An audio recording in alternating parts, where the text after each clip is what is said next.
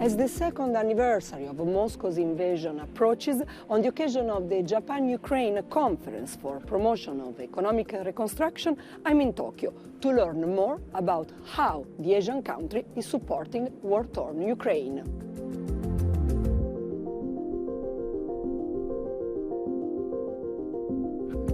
Japan is the perfect example of how to rise like a phoenix from the ashes. Despite being left with almost nothing after World War II, the Asian country recovered at an incredible speed, creating the Japanese economic miracle. This resilience and know-how has since helped Japan recover quickly after major natural disasters. $7.6 billion in humanitarian, financial, recovery and reconstruction assistance has already been given to Ukraine, and another $4.5 billion recently pledged. Now the country is using its expertise and past experience to help rebuild Ukraine. One thing that our experience shows is that the resilience is much more than a material issue. It's not just a matter of fixing physical infrastructure. It's about harnessing the full capabilities of a society, its know-how, its social and cultural systems, and its people. Any successful recovery effort has to put people and society first. Japanese assistance is involved in various areas. One of those is the removal of debris. The Japan International Cooperation Agency coordinates the national government's official assistance to other countries. They have facilitated a visit for Ukrainian officials to Japan to gain insights into waste management. When the Tohoku earthquake and tsunami occurred, the government quickly established a national master plan. In just 3 years, they completed almost all debris management, with over 80% of waste recycled and only 26% of non-combustible waste disposed. This expertise can help with the rapid and proper disposal of the large amount of debris generated by Russia's military aggression in Ukraine. Here, at the composite material plant in Kashiva, the Ukrainian delegates can observe the intermediate treatment process for industrial waste and learn about Japan's disaster waste management and construction recycling systems.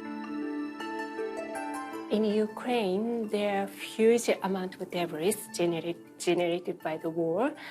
So we are thinking that our experience in quickly treatment of debris and the very high recycling rate could be a model for Ukraine to manage destruction waste. The big challenge for Kyiv is to dismantle destruction waste while the destruction is still ongoing. Організувати поводження з відходами від руйнувань можливо тільки на територіях, які вже є безпечними для людей. Спочатку проводиться розмінування територій, первинне очищення, і тільки після цього можна організувати управління з відходами. Several Japanese companies are investing in Ukraine's agriculture, energy, green metallurgy and construction industries to support the country's economic reconstruction. IHI, a major Japanese manufacturer of heavy machinery, is planning to build a large-scale suspension bridge on the Danube, linking southwest Ukraine with Romania. It will look like the Braila Bridge, located 200 kilometers from Bucharest and completed by IHI last year. The purpose is to increasing connectivity between the Ukraine and the EU. Now, Poland is currently main EU route. Considering the future increasing the trade value, it may be better to have alternative road. The bridge's construction, which is going to take about 6 years, will start when the war ends. Japan's support is also humanitarian. An estimated 20,000 Ukrainians have had amputations since the beginning of the war, due to the constant shelling and mines. In Japan, startups such as Instalim are sharing their expertise to provide assistance. Physical and psychological rehabilitation of war-affected people is a priority. The need for prosthetic devices in Ukraine is high. Instalim uses AI and 3D printing technology to create low-cost prosthetics. 義足というのは患者さんの体一人一人に合わせて医学的に最適な形状を作らないといけないので、それぞれ違った設計になります。でこれをですね自動化させようとすると AI が必要になる。3D プリンターという新しい製造機械を使うとそれぞれ違った形を一つ一つ出力できる、機械で出力できるので非常に義足を安くできることができるというので非常に重要なテクノロジーです。Instalim plans to train Ukrainians to make prosthetics to shorten production time and increase efficiency. Many Ukrainians have had no choice but to leave their country. Some of them have emigrated to Japan, where they have the chance to rebuild their lives. According to the Immigration Services Agency, there are over 2,500 people displaced from Ukraine now living in Japan. The Japanese government, with the help of non-profit organizations, has granted them a residency status, allowing them to study and work. Irina comes from Bucha. She fled Ukraine with her son at the beginning of the war. After a month spent in a refugee camp in Germany, she chose to move to Japan. It was not easy at the beginning, but now things are going much better. Дуже добре, я дуже вдячна про те, що була ця мовна школа, яка дала мені цей початок. Тобто я не кажу, що я зараз володію мовою, ні. Потім стало легше набагато, дізнаючись мову.